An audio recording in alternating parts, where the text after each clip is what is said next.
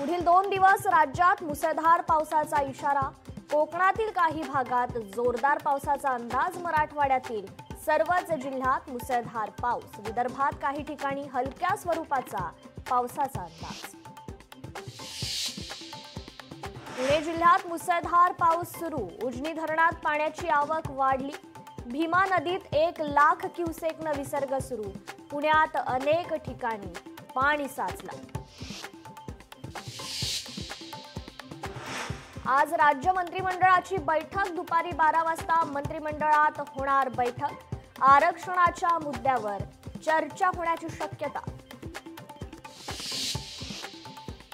Hyderabad gazetteer संबंधित सुनावणी 25 सप्टेंबरला। राज्य सरकारच्या GR विरोधात याचिका। हैदराबाद गॅझेटियरच्या अंमलबजावणीला मान्यता देण्यास विरोध। राजकुंद्राची जवळपास 5 तास चौकशी। आर्थिक गुन्हे शाखेने नोंदवला राजकुंद्राचा जबाब। 60 कोटींच्या फसवणूक प्रकरणी राजकुंद्राची चौकशी।